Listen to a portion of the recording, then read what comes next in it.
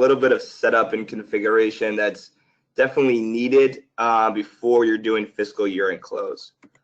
So the first thing I want to talk about is your general ledger parameters. And there's basically 4 main parameters that we want to definitely review before we run fiscal year close, because they're very important.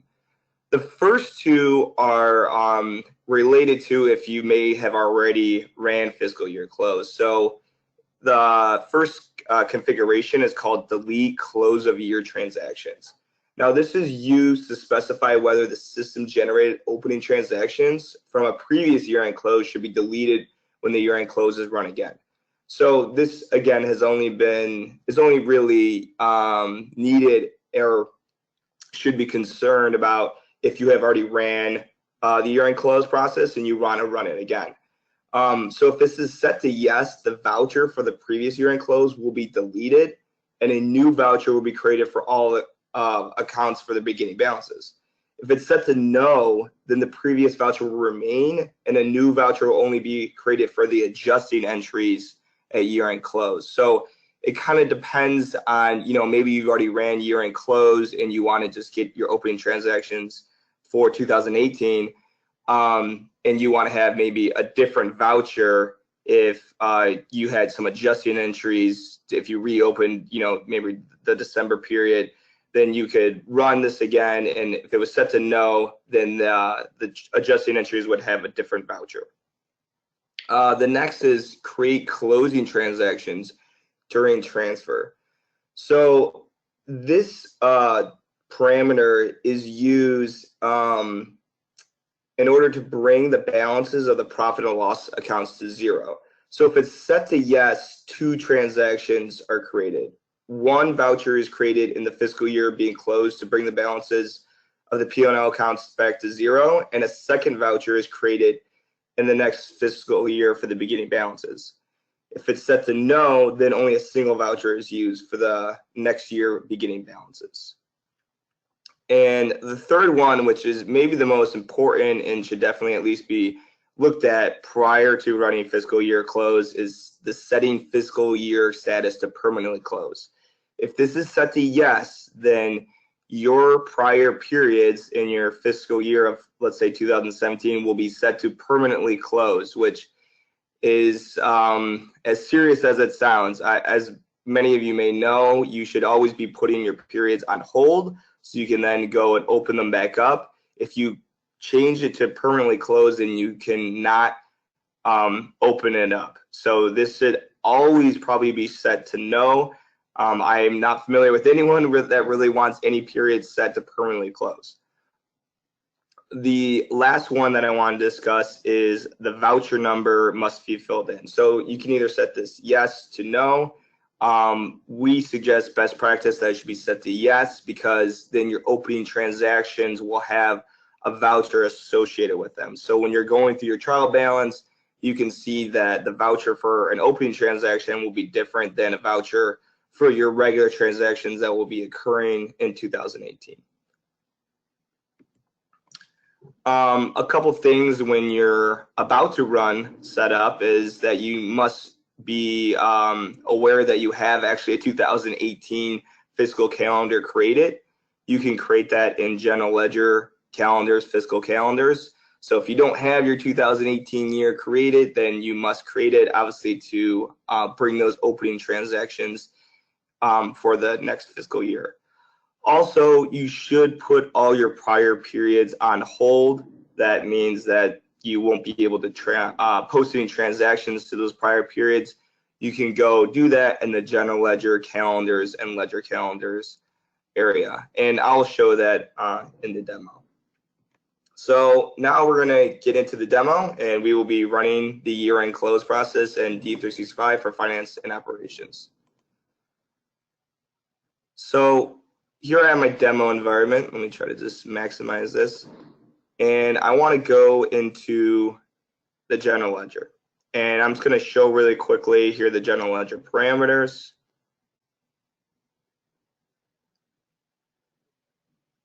I just want to show where those 4 toggles are right here. So if we go under ledger and then fiscal year close, here are our 4 main parameters that I was discussing earlier. Obviously, I've set fiscal year status permanently to close to no. I want my voucher number to be filled in. Those are some of the parameters that I discussed earlier. If we go to our general ledger calendars, fiscal calendars, you can see that I do have my 2018 calendar created. Let me see right here. No, let me just go to my actual calendar that I'm using for this entity, for this USMF. So here I actually have all the way to 2021, but as you can see, my 2018 is created. And in order to put periods on hold, you want to go into here. So I do have them open, but it would be best practice. Obviously, if you're going through the year, you're gonna probably have, your June, July, August, all the way up to December period status to on hold. So this is where you would do that. So now I want to actually run the year-end close process. So I'm just gonna go to general ledger, and then we have this period close area, and we're gonna go into the year-end close. So the main reason why I wanted to kind of highlight this functionality is that it's a lot different than the AX2012, and one of the great things about it is that you can actually run year-end close for multiple entities at the same time. So right here we actually have a group of our U.S. companies. We have USMF and USRT and USSI, and as you can see, we can all kind of put it into this group to run fiscal year close. Before we do that, actually really quick, I wanted to discuss this area down here. It's not very descriptive of what's going on right here, but basically we're discussing what financial dimensions will be transferred to the opening balances at year-end close. So for all balance sheet accounts, ledger accounts, we will be transferring the dimensions associated with the balance sheet. So if this was selected to no, then it would just transfer the balances by the ledger account and not any dimensions. Usually people do not have many dimensions associated with their balance sheet accounts. So maybe they have a business unit. I think it's good to set this to yes. It gives you more visibility into what opening transactions should be from your account string. But a little bit different is we have the transfer profit and loss dimensions. So the difference really is we have close all or close single. So if we close all, say for this business unit, then every transaction that has the financial dimension business unit, it will close it all for each one. So there, if you have 1, 2, 3, 4, 5 for business unit, then each transaction that had the ledger account 1 and then ledger account 2, it will close all of those and give you basically all the data that you have in your last year into the new year. Now, if you close single, then you can actually choose a specific business unit to close it to.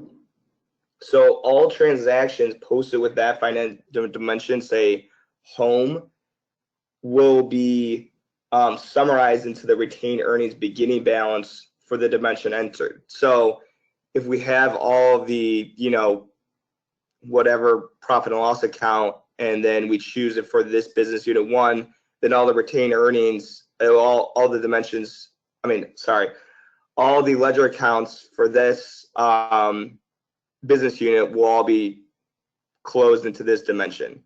But I'm going to just leave it to close all, and then we'll actually just go to the run fiscal year close. Now, this is a great thing about D365 is that in prior versions in AX2012, you'd actually have to go in, select each, in each entity, you have to go in and select the legal entity that you would want to close in.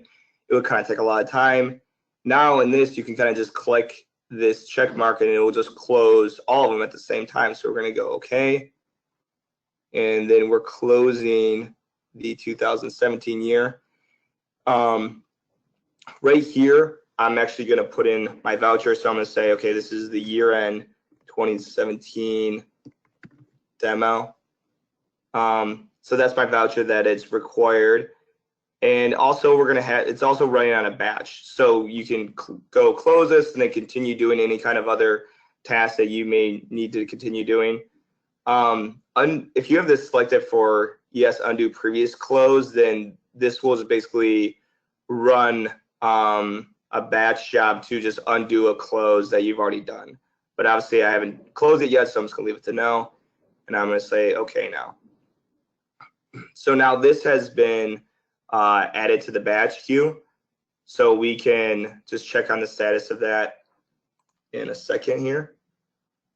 And this is actually kind of good, I guess, if you aren't familiar with batch jobs. They're found in the system administration module, and right here under inquiries and batch jobs, we can kind of see what batch jobs are going on. So if we can just search on our job description, run, then we can see right here we can see that it's about halfway done almost.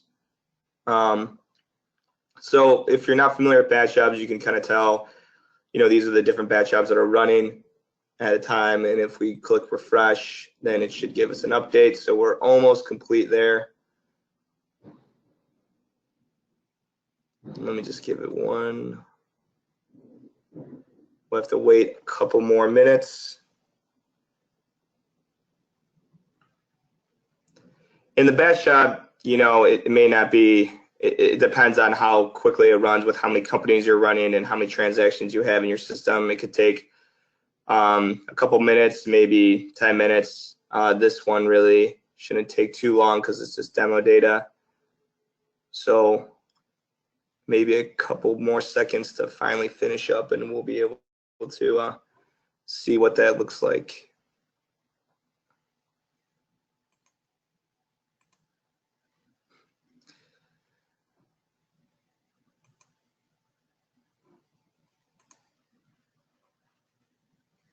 Of course, when it's a demo, it always goes slower because people are watching. We could sing Christmas carols. Yeah. I don't have much of a singing voice, fortunately. Oh, I'm not gonna.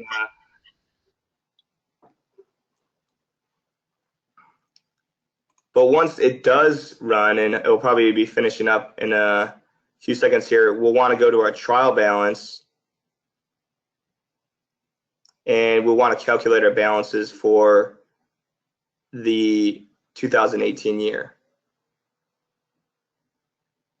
And okay, you can see that it's run now, so we have opening balances. So if I click on the opening balance list for the transactions, you can see my voucher, my year-end 2017 demo. So these are my opening transactions. Obviously, with the balance sheet, this is a balance sheet account, but we have many dimensions on here, so it took all of those. If we went, let's see, if we go back really quick and maybe look at a profit and loss account, or here are our retained earnings. We can look at retained earnings. Obviously, I did close all, so it has all of the dimensions. So if I would have chose maybe a specific business unit such as 001, then we would have just closed all of the transactions as 001. But I didn't do that. I just did close all. So that is what's going to show up in your opening transactions. And really quick, I just want to show the year-end close module. If I go to my U.S. companies, it tells me the date in which we actually ran this. So that's today's date.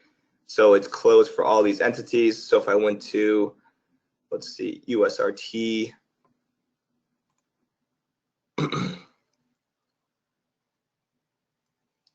you could say that this is actually a shared screen. So you could run the close from any entity, but you can run it as a group. So if I went to the trial balance for this USRT legal entity and change this for the opening year of 2018 and calculate balances,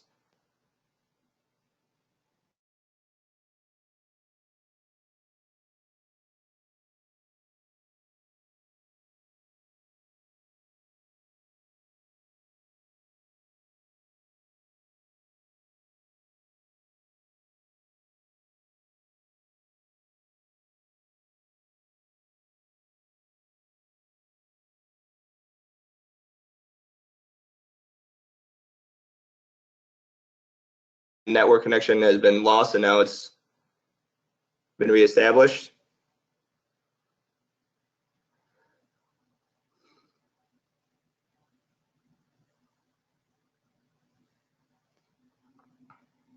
Okay, I think people can hear me. I'm not sure. It looks like we might have run into some technical issues, but I just wanted to show really quick that we have our opening balance for this legal entity as well with the same voucher. So I think they made a lot of great improvements that you can just kind of close all your legal entities at the same time or multiple entities